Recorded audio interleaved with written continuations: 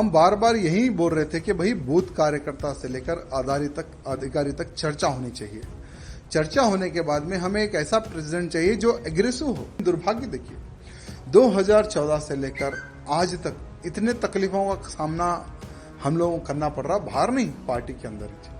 हम जो बोले प्रेसिडेंट वही काम करेगा, उठो बोलो तो उठो, बैठो बैठो बैठो, ऐसा ही प्रेसिडेंट का अगर आप चयन करेंगे तो कोई कार्यकर्ता पार्टी में काम नहीं करेगा। कुछ जो लोग हैं ना, जो एक नाग की तरह पार्टी को घेर कर बैठे हैं, कुछ लोग।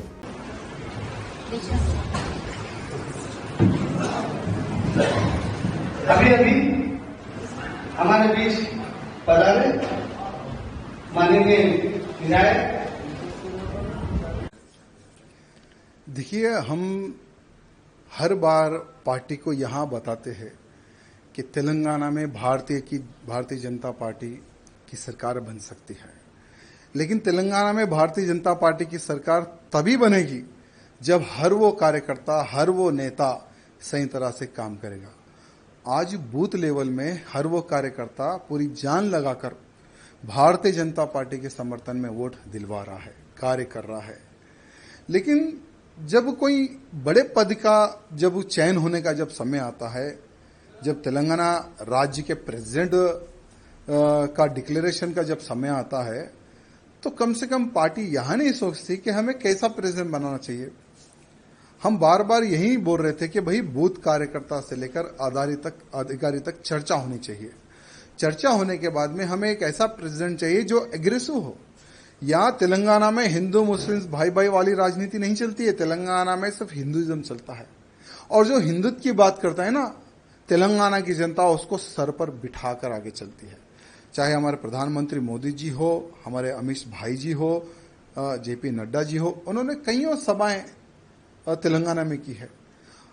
हर सभा में हजारों की संख्या में, लाखों की संख्या में उनकी सभाओं में कार्यकर्ता आते हैं, यहां सुनने के लिए कि देश धर्म समाज के लिए आज भारतीय जनता पार्टी क्या कर रही है और क्या करेगी।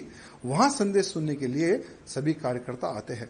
और आज भी हम भारतीय जनता पार्टी से जुड़े हुए तो हमारे प्रधानमंत्री नरेंद्र मोदी जी को देखकर, अमित भाई जी को देखकर, योगी जी को देखकर, नड्डा जी को देखकर, उनके कार्य को देखकर 2014 में भारतीय जनता पार्टी में हम सम्मिलित हुए। लेकिन दुर्भाग्य देखिए, 2014 से लेकर आज तक इतने तकलीफों का सामना हम लोगों को करना पड़ रहा, बाहर नहीं पार्टी के अंदर ही। मेरे कॉन्स्टिट्यूंसी को टारगेट करना, मेरे जिले को टारगेट करना, मुझे टारगेट करना, आखिर कितने साल तक मैं सहूं इनका जुल्म। आज देखिए, जब पार्टी प्रेसिडेंट के नॉमिनेशन का आप जो सो नोटिफिकेशन आप डिक्लेयर करते हैं, जब हम जाते हैं भाई हम भी प्रेसिडेंट के लिए हम पूछना चाहते हैं, तो लगभग जो 10 लोगों का जो साइन चाहिए वो 10 के 10 लोगों को डरा के भगा देते हैं। यानी ऑलरेडी ये लोग जो डिसाइड कर लिए उसको हम प्रेसिडेंट बनाएंगे, ऐसा ये लोग डिसाइड कर लिए। हम क्या चाहते हैं, तेलंगाना की जनता प्रधानमंत्री मोदी जी के मार्गदर्शन पर चलने को तैयार है, अमित शाह जी के मार्गदर्शन पर चलने को तैयार है। योगी आदित्यनाथ जी को एक आइडल मारती है जनता यहाँ की। लेकिन दुर्भाग्य क्या है, हम ऐसे काम करेंगे जो प्रेसिडेंट कोई काम ही ना करे, कोई निर्णय ना ले। हम जो बोले प्रेसिडेंट वही काम करेगा, उठो बोलो तो उठो, बैठो बैठो बैठो, ऐसा ही प्रेसिडेंट का अगर आप चयन करेंगे तो कोई कार्यकर्ता पार्टी में काम नहीं करेगा। हमारा भी दम घुट रहा है, इसलिए हमने राम राम किया है आज पार्टी को। लेकिन एक बात है, भले हम बीजेपी पार्टी में रहो या ना रहो, लेकिन मोदी जी के, योगी जी के, अमित भाई जी के हम कट्टर समर्थक रहेंगे। और बिना पार्टी में रहे हम मोदी जी के कार्यों को, अमित शाह जी के कार्यों को, योगी जी के कार्यों का हम प्रचार करते रहेंगे, भले हम पार्टी में रहो या ना रहो। ये कार्यकर्ताओं की डिमांड है।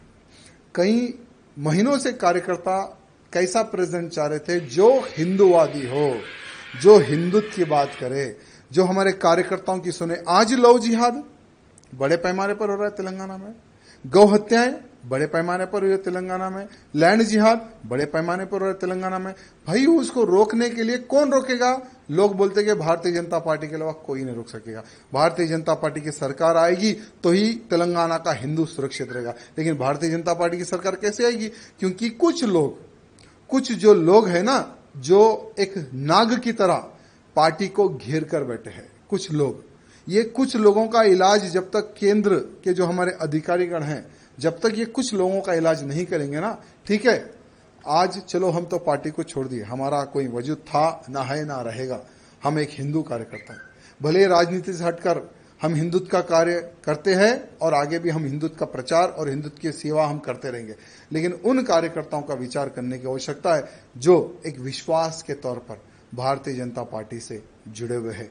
इसलिए हमारे प्रधानमंत्री मोदी जी से, अमित शाह जी से निवेदन करना चाहूंगा कि पूर्ण एक बार विचार करें और भारतीय जनता पार्टी का अध्यक्ष कैसा होना चाहिए, ये मैं नहीं, हर वो बूथ कार्यकर्ता, हर वो अधिकारी, हर वो जो पार्टी के लिए जो खून बहा है, उनका एक समावेश, एक मीटिंग करने के बाद में उन कार्यकर्ताओं का आप इलेक्शन कीजिए, उन कार्यकर्ताओं से आप प्रपोजल लीजिए, तब देखिए कैसा प्रेसिडेंट यहाँ के बीजेपी के कार्यकर्ता, बूथ कार्यकर्ता चाहते हैं, ये हमारे केंद्र के अधिकारियों को पता चलेगा। आपका आगे कार्रवाई कैसे होने वाली है? देखिए, कुछ नहीं, हमने किशन रेड्डी जी को यहाँ कहा कि आपके ही हाथों से हम पार्टी में ज्वाइन हुए थे 2014 में और आपके ही हाथों में हम रिजाइन दे रहे हैं, हम पार्टी के बाहर जा रहे हैं, क्योंकि ये मोनोपोली जब तक पार्टी में बंद नहीं होगी तब तक पार्टी सत्ता में नहीं आएगी और हम दम घुट घुट कर हम पार्टी का सर्वनाश हम नहीं देख सकते।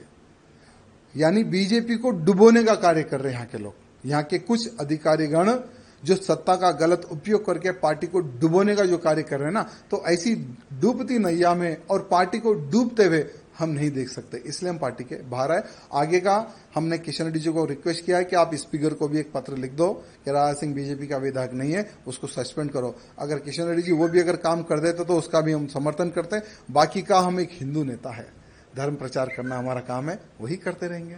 सर, आप इतने साल से पार्टी में रहे, 3 बार आपने बीजेपी में जीते और आपकी और पार्टी वर्कर्स को क्या बोलना चाह रहे सर? मेरे पार्टी के कार्यकर्ताओं से यही निवेदन करना चाहूंगा, ठीक है, ये मेरा व्यक्तिगत निर्णय था, क्योंकि हर इंसान कुछ सालों तक जुल्म सह सकता है, लेकिन कंटिन्यू जुल्म सहे उतनी शक्ति मेरे पास नहीं है। लेकिन आप लोग पार्टी में रहिए, पार्टी की सेवा करते रहिए, आज नहीं तो कल आपके अच्छे दिन आएंगे। प्रभातखबर.com, विश्वास वही, रफ्तार नहीं।